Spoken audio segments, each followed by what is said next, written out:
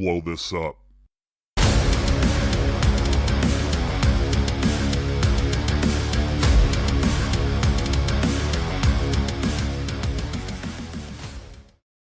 Look alive, Bomb Squad. We are back for another installment of Let's Blow This Up Live. I am your host, Jason Sircone, and I've got great news. We are off to a great start. We are streaming officially on YouTube, LinkedIn, and Facebook all at the same time, just as our forefathers intended. If you're watching on any of these platforms, please give me a follow, give me a like. If you're on YouTube, subscribe and click the bell. That way you're the first to know when all new videos go live. I'll be doing more live streams from my YouTube page. So on the Bombtrack Media page, like, subscribe, click the bell. That way you'll be the first to know when new videos go live. Please don't be a dick about this. Tonight, we're going to have some fun because I am being joined by Matt and Megan Shields of Chimehouse Media, and they are going to give us some phenomenal information about paid advertising for podcasters. Now, this is a subject that I'm not super familiar with. I've done a little dabbling, but instead of just dipping toes, I'm going to try to ask some really good questions, and I encourage you in the Bomb Squad to please drop your questions, drop your comments in the chat feature throughout this live stream tonight, and I'll make sure we feature those questions and get you answers to those burning questions. Also, just drop a hello, what's up? Let us know you're here watching. Without further ado, I'm going to bring on stage Matt and Megan Shields of Chimehouse Media. What's up, guys? What's up? How you Super doing, pumped to be here. Thank you. I'm glad to have you in the house. Megan, as I said before we turned the mic on, we have connected on every single social platform across the globe, and this is the first time we've actually physically spoken. Really weird. Yep. But it is what it is. What a time to be alive. Matt and I, on the other hand, have had a few great calls and just clicked immediately. So it's great to have you both here tonight. Thanks for having us. Yeah, thanks a lot, man. You bet. So let's dive into your story. As I said, setting the table here, you have built a business to where you're showing podcasters a new way to use social media to promote their show. And I know most podcasters, mainly because they're on a budget, but also because they probably lack the knowledge, don't dive into the paid side of advertising and using social media to their advantage. I believe, and this is something we'll get into as well, be part of the debate of the evening, that social media as we've known it is pretty much dead, if not on its deathbed now. We are looking at social media now as a very pay-to-play type of environment. And if you're not utilizing these platforms in the right way, you're more than likely going to get lost in the shuffle. So I know what you guys do is help podcasters and other business owners and entrepreneurs and small businesses, you name it, build up a presence using the paid strategies that are becoming more and more prevalent on these networks. So we're going to dive into that tonight. Before we do, tell us your story. Tell us all about the evolution of Chimehouse Media, what you guys have done before that, and ultimately what's led you down the path that you're walking today. I don't think we have time for all No. Who says? I'm telling you, I buy this airtime. We can go as long as we need to. You can give the Cliff's Notes version to keep things on track, but I will pull the hook out if I have to. So. Yeah. Great. Yeah, I feel like there's just been so much. You want me to? Yeah, you go ahead. Yeah, okay. So we both don't have backgrounds in necessarily Facebook ads.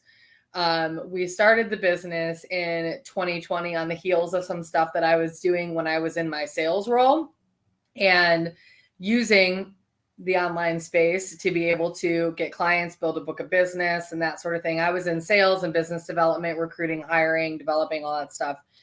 And so we started a side hustle with that and then ended up taking a course on Facebook ads back in 2020. And I kind of roped Matt into it as well because COVID was happening and he was an environmental consultant, actually. So he was not really anywhere near the marketing space. And I kind of roped him into, I'm like, well, it's COVID. We really don't know what the hell is going on. Why don't you just take this course with me and we'll just see what happens. And so he actually landed us our first client. And then the Facebook and Instagram ads piece really just took off during COVID. Obviously, everybody was going online. And so we've been working with a lot of like online coaches and course creators over the span of the last 4 or 5 years. And we went full-time in the business. I guess I should back up. We went full-time in the business. I did in April of 2021, left my career behind, which was a good choice. And went full-time in the business, worked with coaches and course creators, did a lot of like really big launches, multi-six-figure launches and things like that. And last year we were just like, kind of just burned out. And I was like, well, that and like the landscape changed a while ago on social media. So when we talk about social media, we specialize in meta ads, right? And I hate calling it meta. It's just Facebook and Instagram ads, right? Okay. So if we say Facebook or Instagram here, just know that they're interchangeable, right? It's the same ads platform for both social media platforms. So what happened was the iOS update. So in late 2021, in July of 2021, Apple came out with iOS 14.5, which automatically opted its users out of targeted ads. So prior to that, it was pretty easy for small businesses and small business owners on a cheap budget, meaning like under $3,000 a month in ad spend, to send people off of Facebook to their landing page and then track them based on actions they did or did not take just through the pixel. Mm-hmm. And it got pretty much thrown away at that moment because everybody with an Apple device was no longer trackable. So it got increasingly difficult when they started getting rid of cookies, privacy laws came out, Facebook doubled back and took away a lot of targeting options. So it got really, really difficult to get as granular with your targeting. Mm-hmm. So the people that were anticipating that it was going to be easy, these online coaches that listen to these gurus, right? And they were like, oh yeah, it's status quo. It's no big deal. They were late to the game, like 6 months late to the game. And oh, great.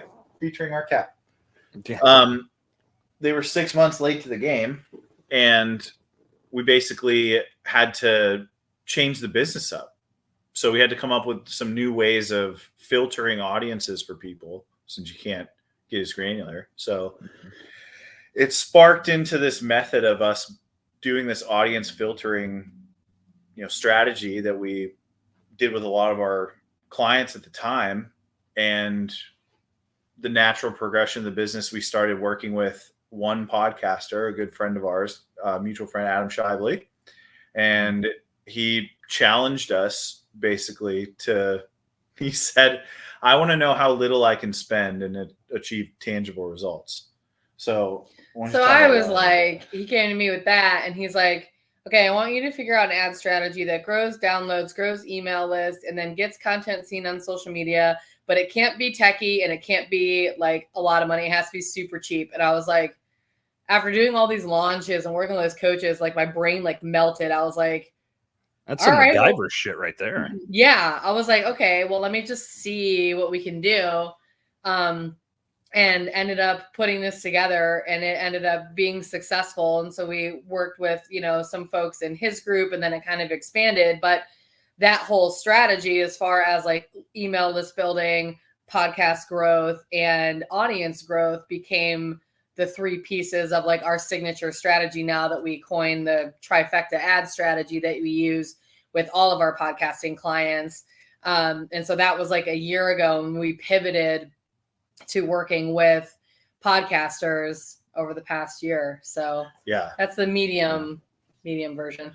Right. Yeah. And so basically you have to be able to reach it. It works especially well for people who are selling things on the back end of their podcast or using their podcast to build authority or sell services on the back end. Because if you're using your podcast for lead gen, I mean, you have to filter the audience somehow, and it has to be like our friend Jay just said, it has to bring value no matter the cost. Exactly. So if you can get to your audience and be able to retarget them and reach them over and over again, cost efficiently, and you're playing a long game now. So reaching the right clients is going to take you time or money, right? So if you're going a less expensive route, it's going to take you a little bit of time. But fortunately, if you can keep this going in the long run, the data sort of builds on itself if you set it up the correct way. I won't go into the gritty details of it, but it's a compound effect. Yeah.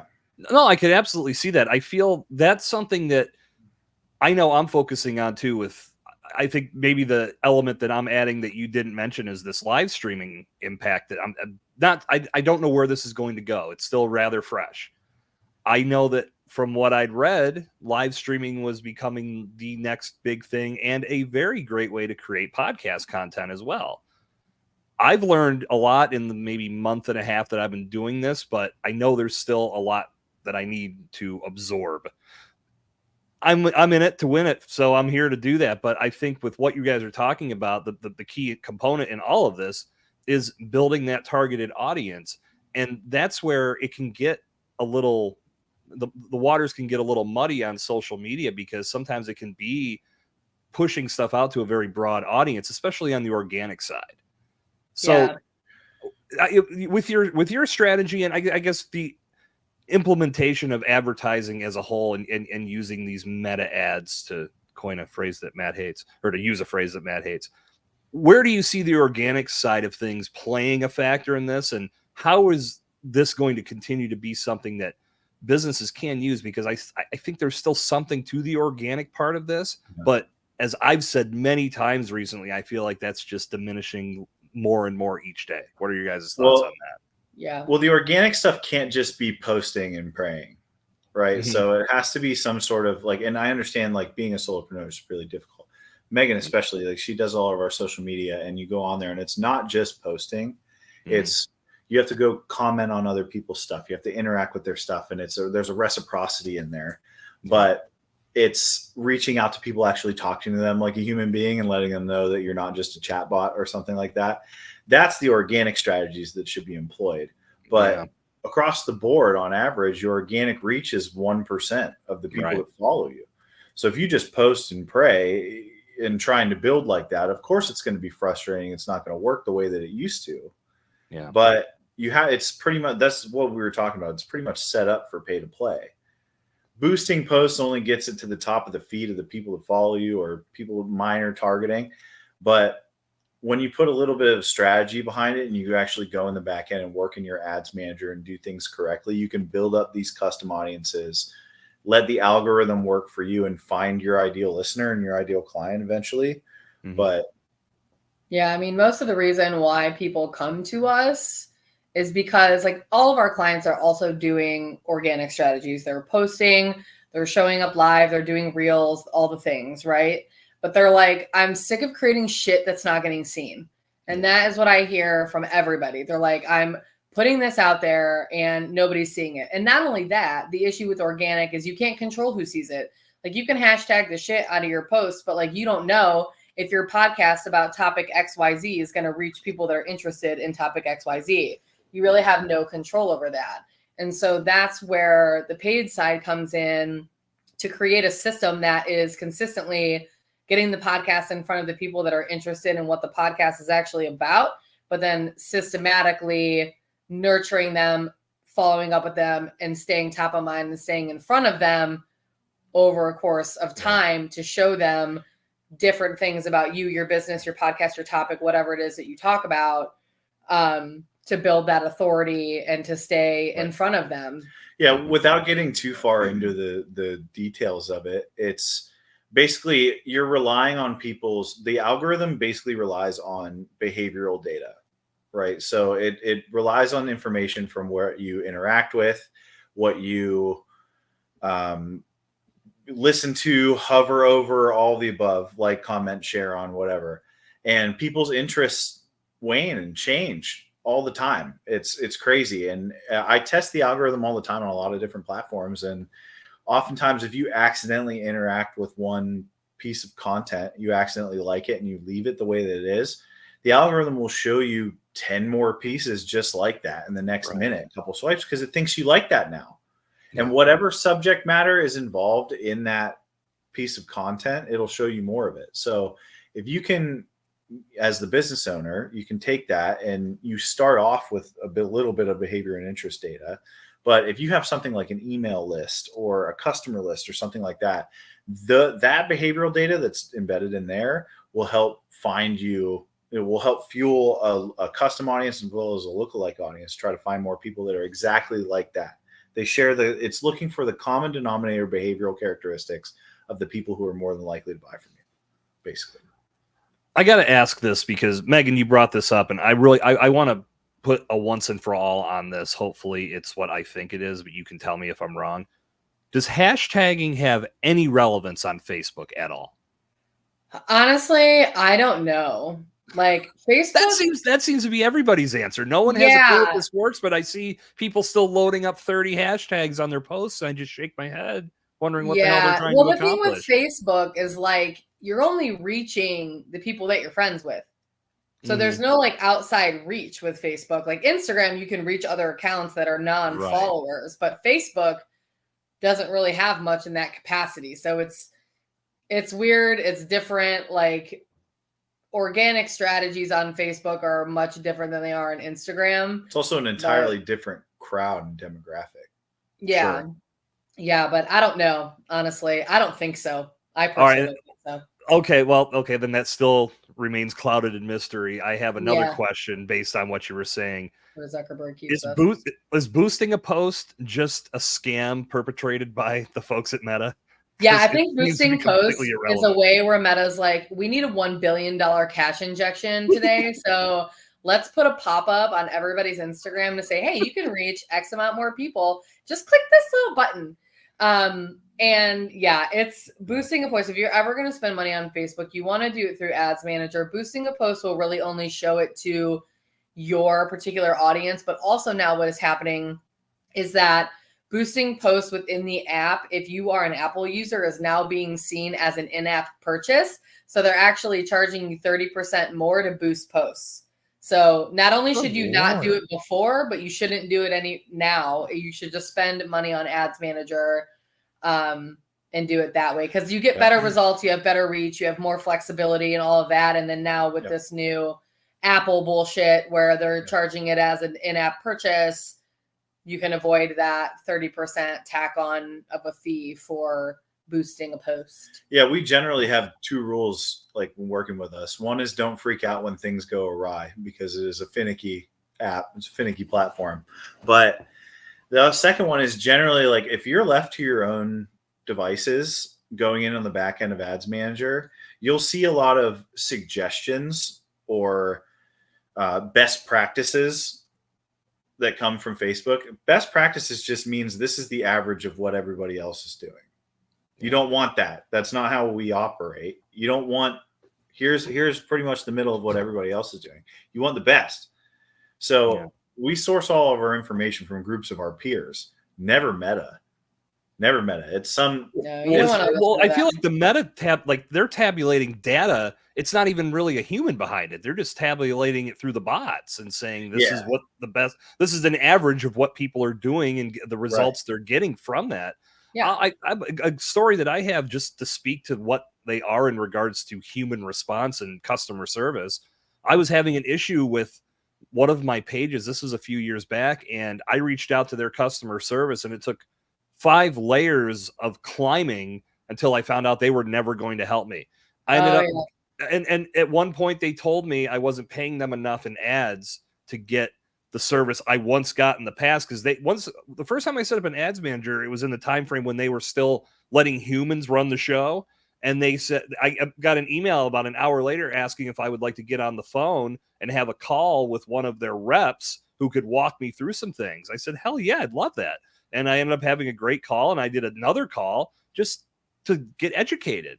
And then when I looked into that, when I was having this issue, they were basically making it out that I wasn't spending enough money on their platform to be treated the way that I should. I had to get a third-party Facebook specialist who fixed my problem in 10 minutes. There you go. Yeah. I'm so like, what the hell? We deal with this constantly. This is like one of the products that we don't exactly offer it, but we do this all the time. It's just fixing shit like that. But I can tell you, like, over various platforms and through different projects, we spent well over $1 million in ad spend, and we still get, did you turn it off and turn it back on again answers. Yeah, the customer service is like just, it's not right. Okay, wait. So the most sophisticated company in the world is basically using the method of unplugging your router and plugging it back in to fix the problem. It's not only that. It's basically like if we have a problem, like I said, we source it from a group of thousands of our peers. Like we put it to the group, And these are people who are handling millions and billions of dollars in ad spend. That's not an exaggeration. Yeah. So we ask what's working, ask what's going on. When there's a problem with Meta, we ask them. But when you call a customer service line, these Meta ad experts that you get are just, they're 28-year-old kids from Palo Alto that have been put through a training session, but never actually managed ads in their life. Yeah. Right. So whether or not you work with us, and we tell people this all the time, whether or not you work with us, it doesn't matter to me, as long as you have, the whole goal of our business now is to create better relationships for us and for the client, because it got bad there for a while trying to explain what was going on. And people were like, hey, you're just blaming it on Meta. Well, yeah, it's a third-party platform. We literally can't control what they do. But our method, what we've discovered is, like, if you're sending people off of the platform, meaning like to sales pages and things like that, you're going to need some sort of third-party data attribution on your side. But when it comes to audience building, you have to use Meta for what it's worth now. If you're doing a cheap budget, right? Yeah. So if you have a cheap budget, if you use Meta for audience building, the data that you get, because it's all on platform, is trustworthy. Now, if we were sending people off of the platform consistently, like, obviously sending people right to an episode is fine. But if you're trying to do sales funnels and track where people jump off of funnels and things like that, it gets more complicated. And the data that's coming from Facebook Ads Manager generally can't be trusted in that sense. So the only data that can be trusted is the data that comes from on-platform actions. I feel like you guys, and you could speak to this more intelligently than me, but when I think about ads, when I see an ad that catches my eye and actually gets me to stop scrolling, I'm getting invested slowly but surely, but I really haven't built trust in whoever is putting this ad in front of me yet. If I click on that ad and it's instantly taking me to a place where I've got to give them thousands of dollars for the next thing, I'm going back immediately and I'm starting scrolling again. Mm-hmm. So in essence, what I'm thinking is that there has to be almost what we could call a middleman, for lack of a better term, to where you see this ad, it then takes you to something that builds that trust, which could be a podcast episode, maybe a series of podcast clips, maybe a little segment from a podcast, whatever the case may be, something that's going to make me understand even more what you want to sell me, and not just say, you need to give me thousands of dollars now. Thanks for clicking on my ad. Right. Am I in the right ballpark in regards to how you guys would structure this out? Yeah, I mean, we take that holistic approach because we've worked in the online space for so long, where so many people think that they can just like run an ad to either like a low ticket product, or just, I'm going to run an ad to this like $2,000 course and people are just going to buy it. And it's like, no, that doesn't work that way. I don't know what guru is out here telling people that's how shit works, but it doesn't. Oh, well, there's gurus telling people the dumbest shit. It's unbelievable. I know, Matt, you said the line that I got when I was talking to you guys, or we were building up for this, is, if I can do it, you can do it. Bullshit. It's the worst. Get me started on that. No, we were just like, when you go to so I was just it sounds weird. I was just at a symposium, a growth symposium for entrepreneurs, right? And people spend thousands of dollars to hear that they're unique. And, you praise that you're unique and there's something special about you. So like sharing it, if I can do it, you can do it. It's shades of gray, right? But people generally understand a little bit that there's a shades of gray, but like when the messaging is downright like obtuse. So you're telling people that they can make money while they sleep if they just take your course. Or they can be an entrepreneur. That's what really gets me, is like, take this course and learn how to do this. And if I can do it, you can do it. It's like, not everybody's meant to be an entrepreneur, and that's fine. It makes the world go round. But like, you're sucking people in these programs that are paying a shitload of money, and then they're in debt. And then now they haven't been in work. Now they haven't worked for months because they're trying to get this to go. And now they're going to go back and get a job. And like, you're fucking people over here. Oh, big time. I know that with podcasting, there's so many people out there that, oh yeah, you can get growth in 30 days and here, just do this and do that. I mean, there's so much more to it. There's so many working pieces to a podcast. And, even if you get something that maybe catch fire and go viral by accident, it does not mean that every episode that comes thereafter is going to do the same thing. And Wouldn't that be awesome? Well, that'd be the greatest thing in the world. And that's Mark Ronick and I talked about this last week. The fact that if it were as easy as what a lot of these people make it out to be, every person in the freaking world would start a podcast. And easy. Or everybody would get past the 8th episode. Well, that's usually the drop off, because I think people they get so fixated on the wrong things, forgetting why they started their podcast, thinking that, this guy on Instagram put up a minute reel saying how super easy this was. Why aren't I experiencing that? That guy on Instagram was full of shit. And he wasn't telling you all of the troubles he went through. Is that a rented Lamborghini? Right. No, right. I feel like it scorches the earth for people that are trying to send out the right message, because people will automatically put up that defense mechanism and, I was already burnt once. Why would I spend more money on something like this where I've already somewhat proven that it doesn't work? And it takes a long time to let your guard down again, especially if you've invested thousands of dollars into these programs that get you nowhere. And a lot of these guru programs, they do that. That's what they charge. It's nuts.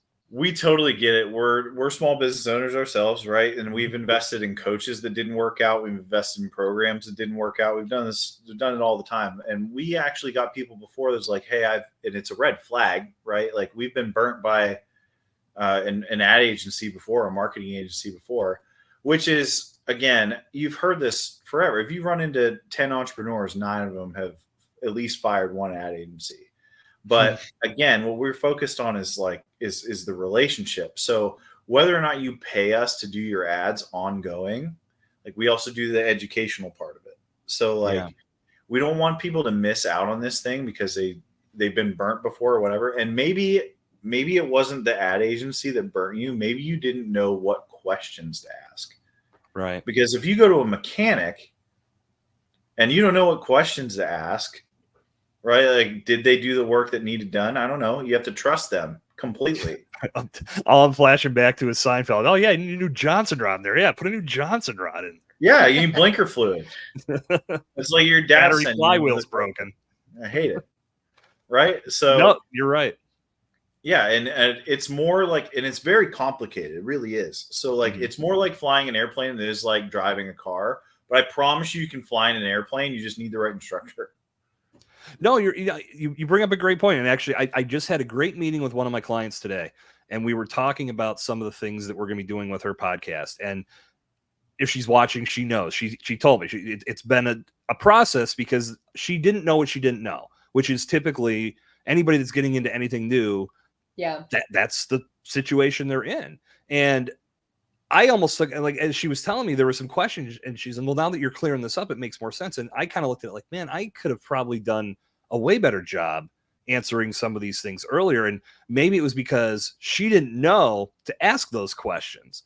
So I started thinking, so now that got my gears turning immediately of what can I put together that would give somebody that has never done a podcast before complete clarity in a very abbreviated time frame. And this will be something I roll out soon. I'm not just going to dump it out there. I want to make sure I get this right. But I think there's a lot of value in the education piece in all of this, especially if somebody has never done it. And I know with what you guys do, as I said at the top of the show, many podcasters have not journeyed down this path yet, because in a lot of cases, they're doing things on a shoestring budget and trying to throw money at an unknown because they just don't know how to get any type of return from it. Can be a little daunting, and they'll probably end up spending that money elsewhere. But if there's someone on their side that can give them proper guidance, actually educate them, maybe even get them to a point to one day they could fly on their own and leave the nest, not have to have somebody else doing it for them, there might be some value in that. And it sounds like that's what you guys have built your entire business model on. Yeah, so that's one of the things we offer. We can always do ads as a service. Like, that's always a thing. But what we're finding more and more is like, people like to get going. So we offer VIP days as well. And we also offer just educational part of it. So we have a course and we have a group that we offer. And if you're self-taught, if you are self-paced and all that stuff. So that's one of them. But I always tell people I'll baby bird you through this. And like, this is just how my brain works when I learn things. Like, explain this to me as if you were talking to a 7-year-old child. Yeah, because it's not condescending, but like, please explain this to me. And I enjoy that part of it. But yeah, so we have a mix of both right now. We have a lot of done for you clients. We've done a lot of VIP days, and we have several people in our group as well. And it's been beneficial for all of them. And more often than not, sometimes, when they get started with the group, maybe one day they're just like, okay, I need my time back now. Like, I've been doing this for a really long time. I want my time back. And then that's when we step in, but it's got to be beneficial for everybody. And what we found is it helps so much because they actually know what we're talking about now when we get to speak to them. Hi, Mark. Hi, Mark. What's up, Mark? Yeah. So it makes the relationship better. Yeah. I think the whole idea of providing education first, it has to be what people are thinking about, because it gets people to that point to where they can start making those decisions and they can start learning the way they want to learn. You know what I mean? Like they're not being forced into one solution and then they're stuck and then there's no way to break free from that. Yeah. I just feel like interesting for me too, because like I did a bunch of market research and stuff like before we like pivoted, and once I started like creating actual services and products and, downloads and guides and all the things. And it's like, I feel like this is something that's like so new. So like the education piece still has to kind of be doubled down on, because like, I don't really know anybody else talking about it. So I'm like, kind of just like, I'm talking about it. Like, I'll teach you. Like this, this works. Here's what I'm seeing. And so like really having to kind of just double down on the education piece to be like, it's actually an option, first of all, because like everything really from the market research I did was like fully organic, and or it was like pay to get your ads on the actual like podcast thing, and like those are expensive from like a cost per click perspective. There's not a lot of like what you can't really do much with it, and that sort of thing. Or there's like the creepy people that are like, I'll promote your podcast, and you're like, who are you? Like weird stuff like that. Oh, are any of those people real too? I get 2 of those a day on LinkedIn. Oh, listen, some of them are not. I don't think so. I don't think any of them are. They all No. seem to just be variations of the same, like it's the same profile picture, but the name is spelled a little differently each time. Yeah. There's a lot of weird, shady shit. Yeah, it's just so podcasting's an interesting space just because it's so like, it's such a community, and like everybody knows everybody. It's really interesting. We've been to all these things, and we're learning more and more that it's like a familia, but yeah, absolutely. And it's really interesting too, because we looked into this and just saw there's shortcomings in the field, and basically like you have your own little fiefdoms, right? Like you're working on StreamYard right now, and there's, what's the other one? Starts with an R. Riverside. Yeah, Riverside, and then YouTube, Spotify, Apple, all the big ones. But no one's come to save podcasters from data aggregation. So like I said, if you're an indie podcaster, it's one thing. But if you're trying to use it for authority building or lead generation, you need some sort of data attribution so you know where to spend your marketing dollars or know where to spend your time. Right. Try to build an email list, try to reach more people. And you got to know where they came from. So YouTube is really tremendous. I'm a big fan of it just because of the Google Analytics on the back end, and their algorithm is really good. Yeah. But teaching people these skills, the skill is, if you're an entrepreneur and you're learning all these things, you wear a lot of hats, but this is just one more skill that we can teach you. So you don't have to pay some agency $2,000 a month to give you numbers at the end of the month and not tell you anything about them. It happens all the time. And I'm sure a lot of the numbers they talk about are impressions like that, Matt. Well, also, by the way, impressions in your world are different than impressions in ours. Well, that's what I'm saying. Like, impressions, I don't put anything in that. Especially from a scalable metric. You can, I guess, gauge to some degree what type of visibility it had, but it doesn't mean that anybody paid attention to it, didn't stop for more than 2 seconds. Like, there's not a whole lot going on there with that number. But I know I've heard of agencies that use that as like, hey, look how many impressions you got. Who gives a damn? Right. Let me turn some lights on. Well, that's what I was saying. Sorry, I'm going to turn some lights on. It's like, let's blow this up after dark. We have a lot of That light's not plugged in. Go over here. We literally just got in right before we hopped on here. So there's one light. Glad you planned accordingly for our live stream today. Listen, it's been a day. It was a lot of natural light.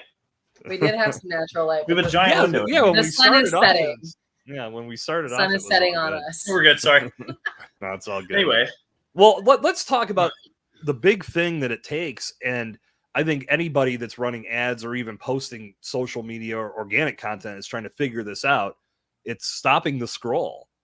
The attention spans of us human beings is brutal right now, to the goldfish level, perhaps even below at this point. It's actually 6 seconds. It's down to 6. Last number I heard was 7. So here we are.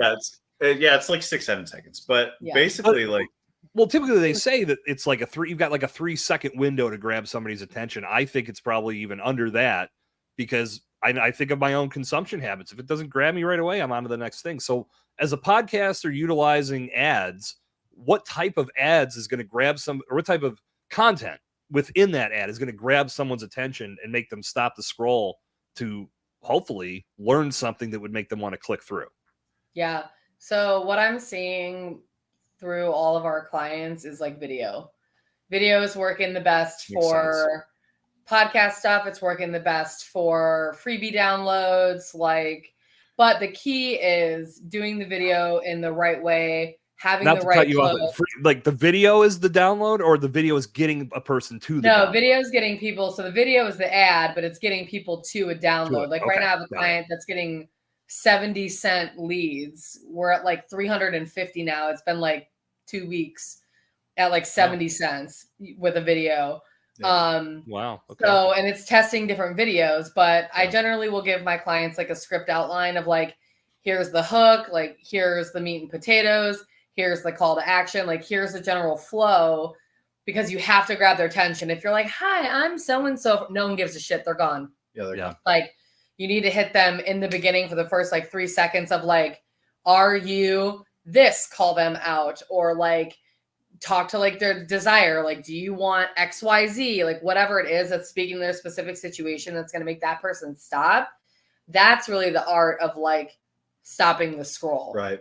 Is like talking directly to them, because you want people to see your ad and be like, oh shit, that's for me. Yeah. And just in general, like podcasting is really great from a marketing standpoint, just because for some reason, right? So physiologically faces stop scrolls, like faces in the camera, but also like for some reason we found this, and there's no psychological or physiological study to do this, but for some reason, I think it's basically just, again, authority building. But if you're speaking on a certain subject matter, right, and you have just general things like caption all your videos, right? That's a big tip. So if you upload a post, caption it. So 85% of people or something like that watch their scroll through their stream with the volume off, because they're probably not supposed to be doing that. They're probably working or doing something else, right? So.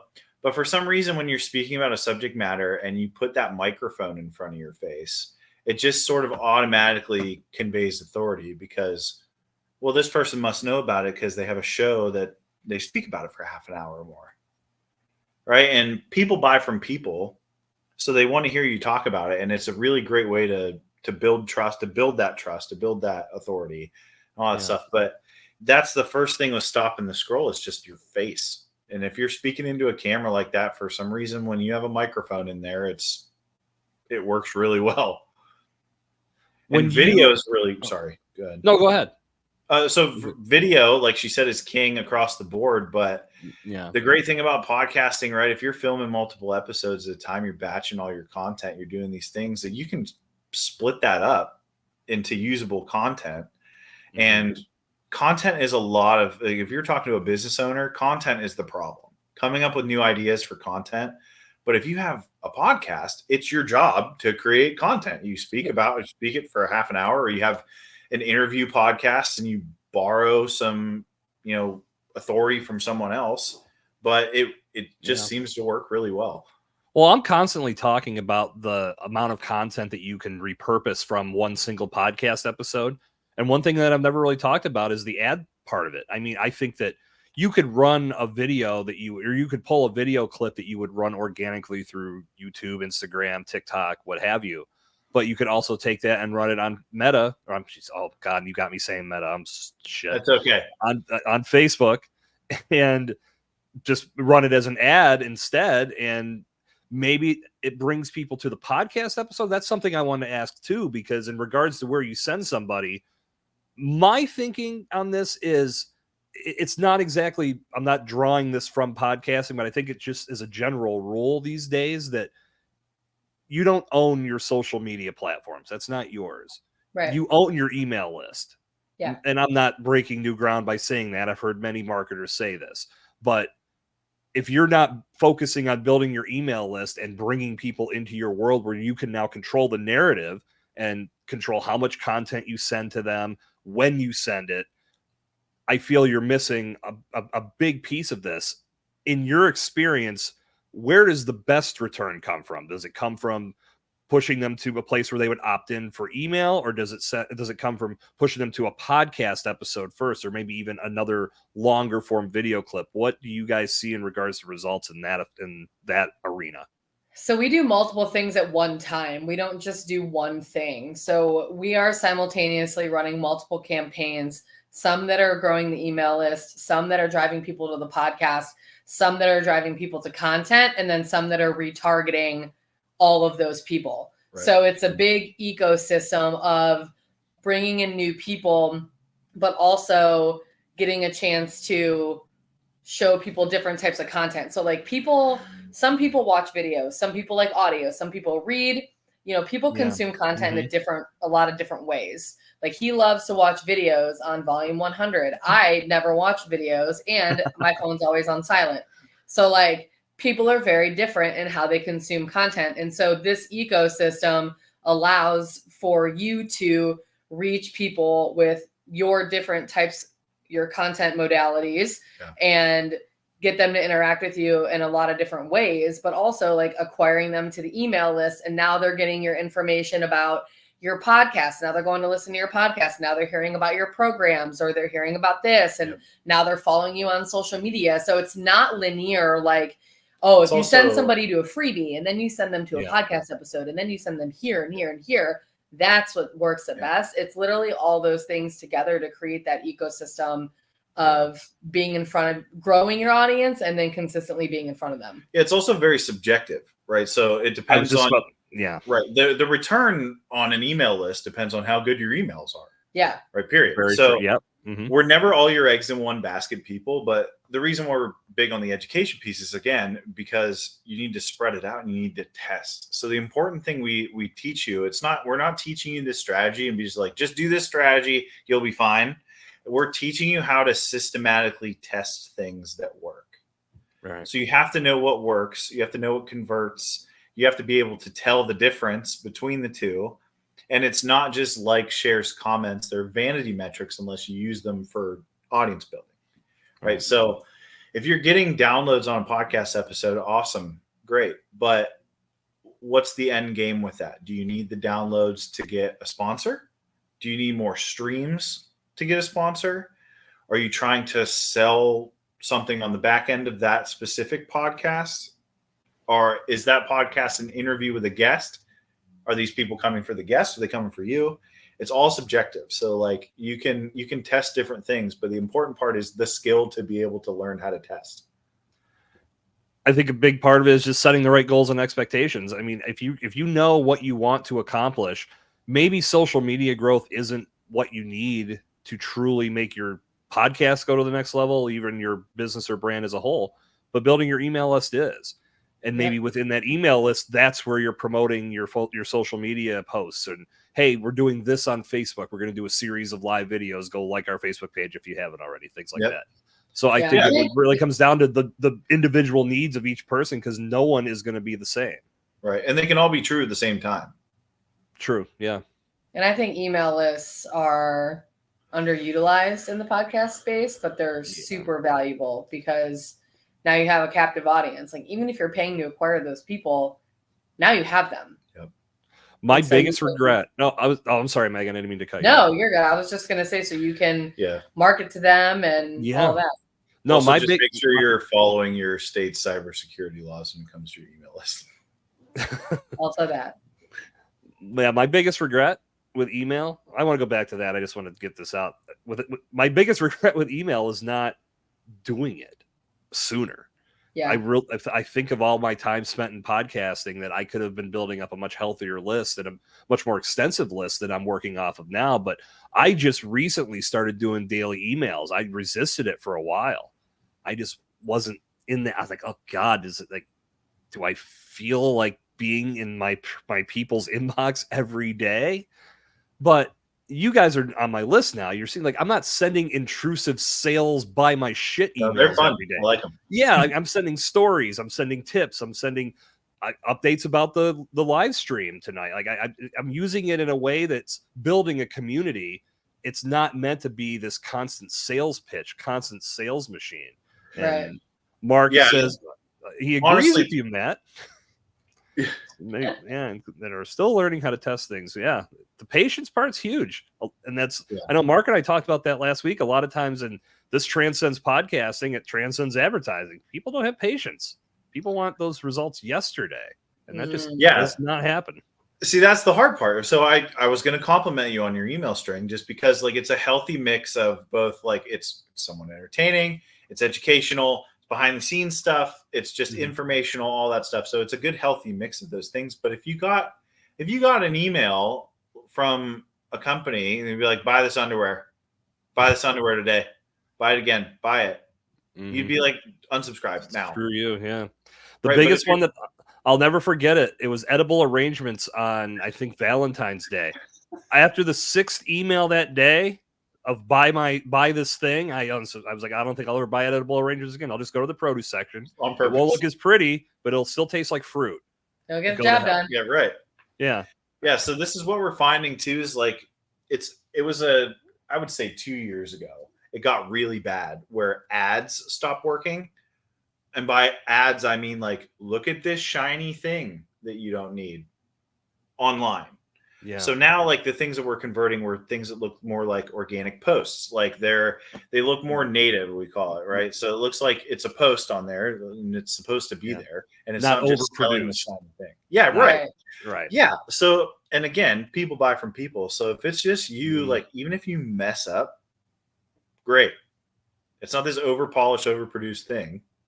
Yeah. But yeah. Well, going back to the email stuff for a second, you said follow your state cybersecurity laws. What do you mean by that? Because I don't know. I'm not a super expert on this, but there I think it's up to 14 or 15 states now that have regulations when it comes to the security. Like you're liable if your email list leaks, their information leaks, and you get hacked or something like that. You're liable for damages. So Jesus. You have to have some sort of security. See, I'm not an IT expert. I'm not a security expert. We know several people who are, but like just do your due diligence and maybe look some stuff up. Give it a quick Google. Yeah, that is going to be worth looking. Okay, I got homework for tonight just to make sure. Well, as we get close to the end of the hour, one thing I wanted to talk about was the fact that a lot of listeners are catching this on the replay. A lot of viewers that might be catching this on the replay might be wondering the best place to get started with something like this. Now, I would answer that question by saying give Matt and Megan a call because they know what they're doing in this respect. But if someone's in DIY mode, obviously we've ruled out boost. Do not boost. Yeah. But getting an understanding of how this business manager works behind the scenes. What's it called? Is it Meta Business Manager now or Meta? Yeah. It's actually business portfolios as of recently. Yes. So they changed it again. Yeah, they're changing it as much as the algorithm. But if a DIYer would like to put their feet to the fire and really see how they could use this to build their podcast to get more people into their ecosystem, where would you recommend them getting started so they can do it effectively? Yeah. Well, so shameless plug, we have a course. But like, listen, if you're really, really cheap and you go on YouTube, check the date. And if the date's older than 2 months, it's out of date. Wow. It's literally that bad. It changes that quickly. Yeah, and since I don't think that there's any YouTube stuff around Facebook ads for podcast growth yet until we get on there, which is coming eventually. We have a course in community that's really, really low price that we created for the DIYers that want some help, but aren't at a point where they're going to be spending, a lot of money to either hire us to manage it or hire agency or something like that. And we've got the course component, and there's also live coaching in the group from me. So you get one-to-one access to us to ask questions and get help as you get started. And the course is literally less than 10 hours of watch time. Because I was like, I'm not creating another one of these Facebook ad courses that's all this bullshit that doesn't actually teach you how to run ads, which evidently is a thing that I didn't know. But apparently that's like rampant in the Facebook ads world. So it's literally like, here's how to do the strategy.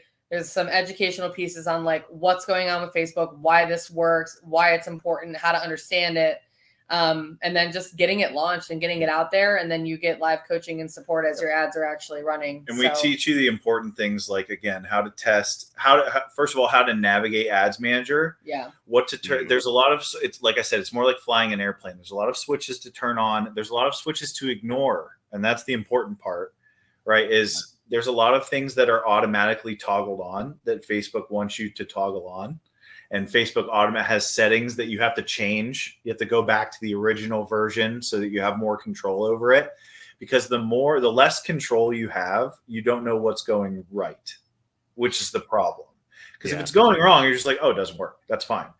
But you'll just try something else. But if it's going right, you want to be able to duplicate it and expand upon it. So it's important that you have the most control possible. And there's even like, I've gone in the back end of Business Manager, and there's a section in there if you go to settings on the hamburger bar, and it says ads.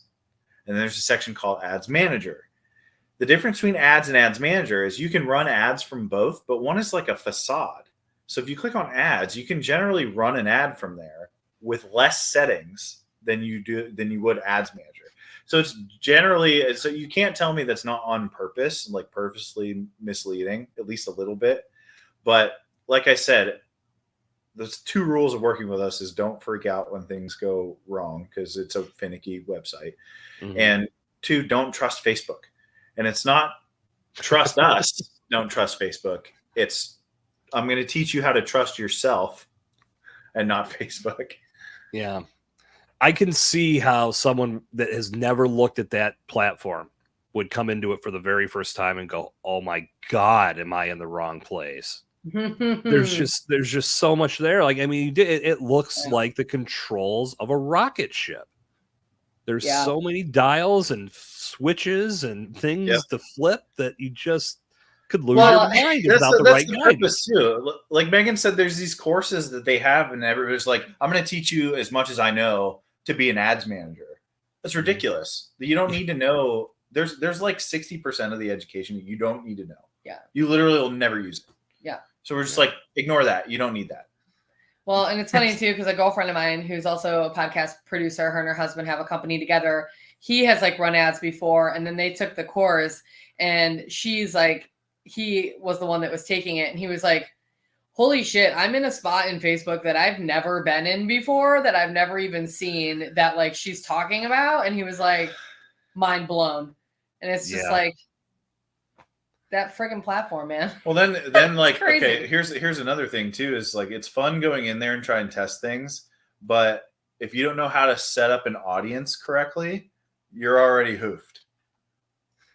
Already.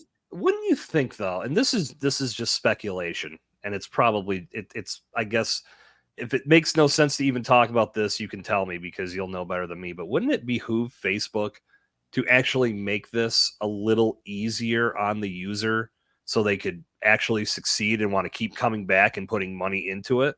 Yes. Yeah. Wouldn't it be wild to have so much money that you could be losing out on like $1 billion extra dollars a year and it doesn't fucking matter? Oh like, God, it's if insanity. they just spent if they put some of their budget from like creating stupid fucking goggles to like into customer service, they would literally add $1 billion to their bottom line, because like there's so many people that come to me like, I'm trying to run ads. My things are shut down. I don't understand this. And then they give up and then they don't spend money. I'm like, there are so many people that want to spend money on this platform and you're making it hard for them. They're scared to do it. You're scared to do it. And it's like, don't know. No.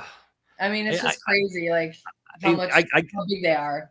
I can't piece it together. It's like here in Pittsburgh, the Pirates, when they were actually contending for the division back in the early 2013, 11, and whatever that time frame was where they were actually kind of good for a minute. That stadium was packed. And I'm just like, why the hell wouldn't the owner want to put money into this team and have this environment every night? Because you look at it now. It's the same thing with I can't wrap my arms around the logic of not making Meta and the Pirates are drastically similar, yes. Yeah, I mean, yeah, they're both frustrating as hell. I scroll past both of them in 2 or 3 seconds. They have the best stadium in Major League Baseball. And they absolutely do, and they do not have a product on the field to represent that view and to represent that ballpark. It's so sad. I know. But bringing it back to zero here, I can't figure that out. I don't think I ever will. I think, to put a bow on all of this in regards to ads, I think it's one of those things that, I tell aspiring podcasters this too. If you've never done it before, it's best to seek counsel first.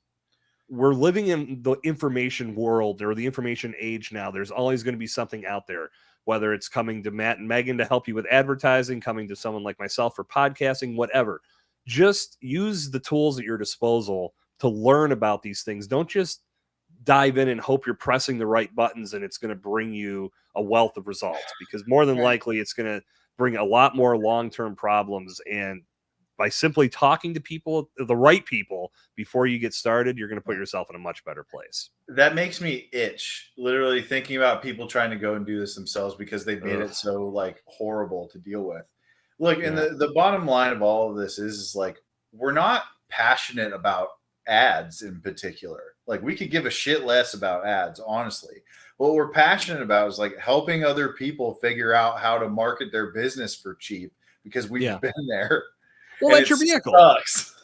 No, that's the thing. Like, I look at the same with I mean, I'm very passionate about podcasting, but I'm passionate about helping brands and businesses understand how it can serve as a marketing pillar.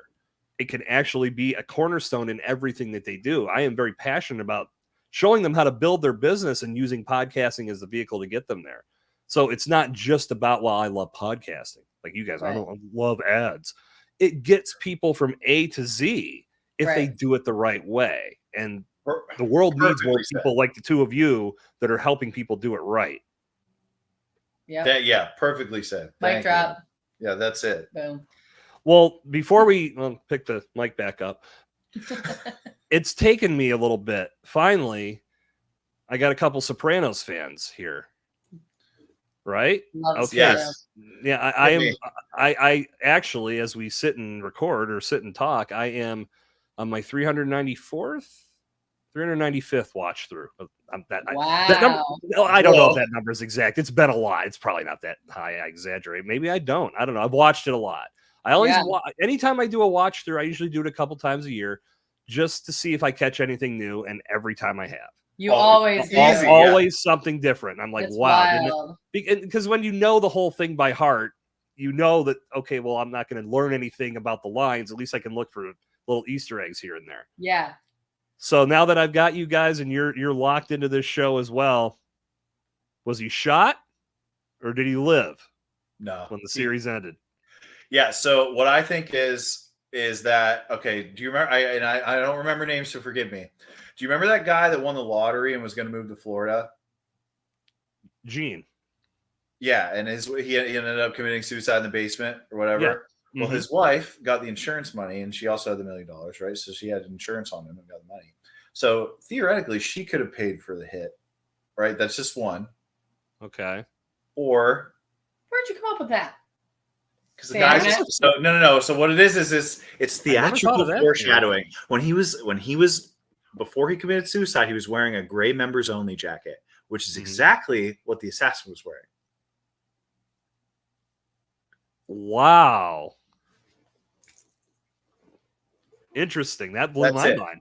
See, the thing that I always thought, that guy was a relative, probably maybe a nephew of Phil Leotardo.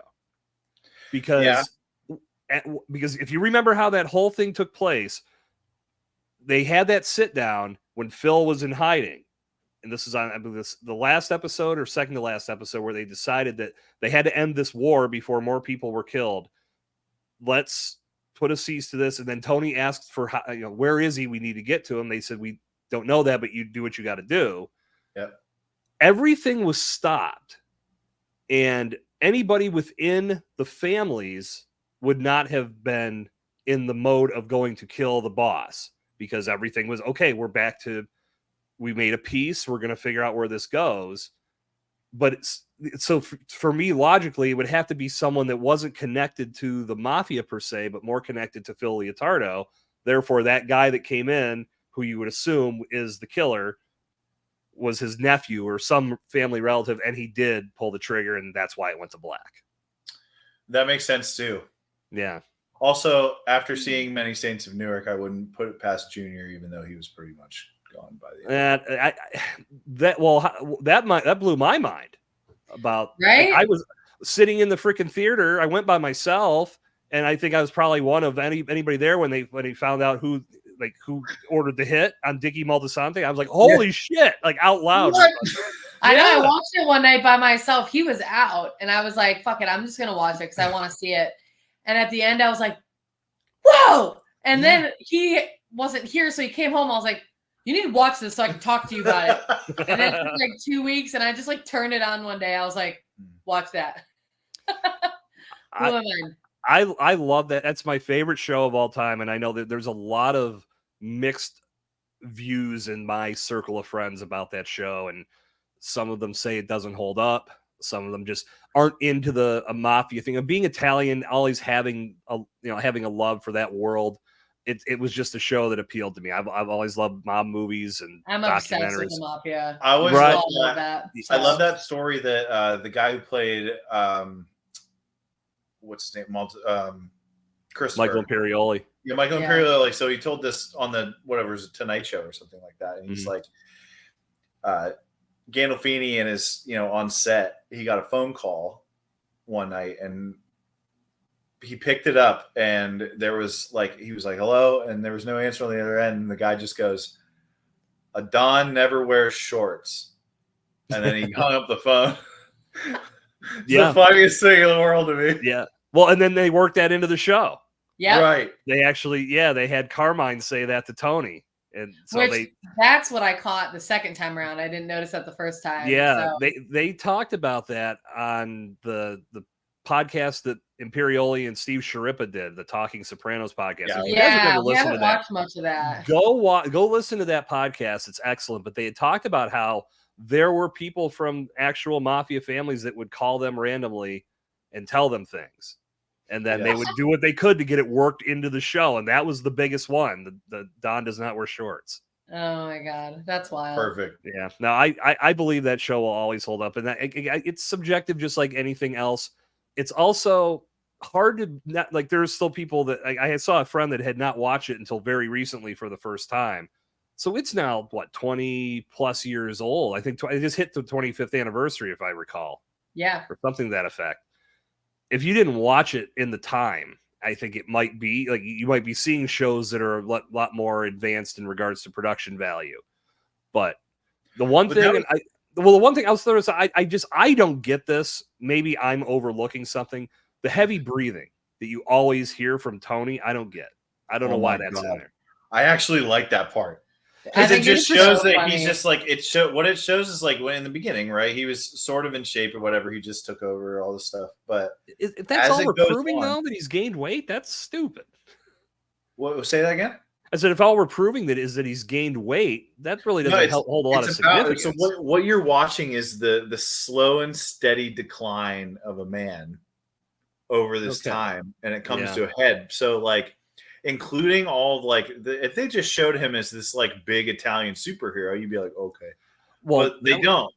Yeah. Well, they said that's why that last part of season 6, they had to make him out to be a dick again.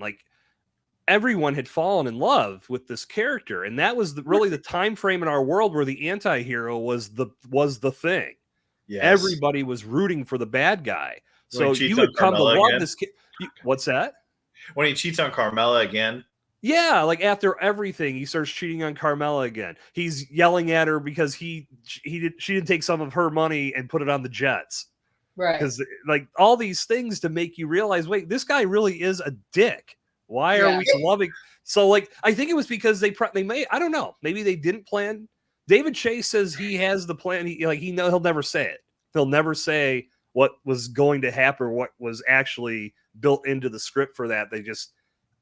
I think it was the most genius ending ever because all these years later, we're still talking about whether he got killed or whether he lived on.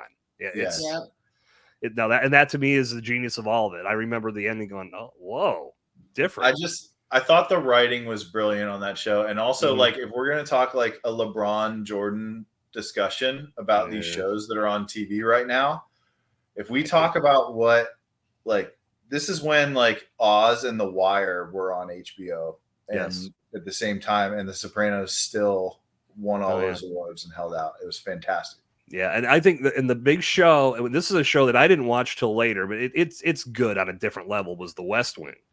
And that was the show that I never watched it. It's great. It's a really great show. But I know when awards season came around, those were the shows that were always at the top of the list. Sopranos, West Wing, The Wire, like ER always won stuff. ER, yes.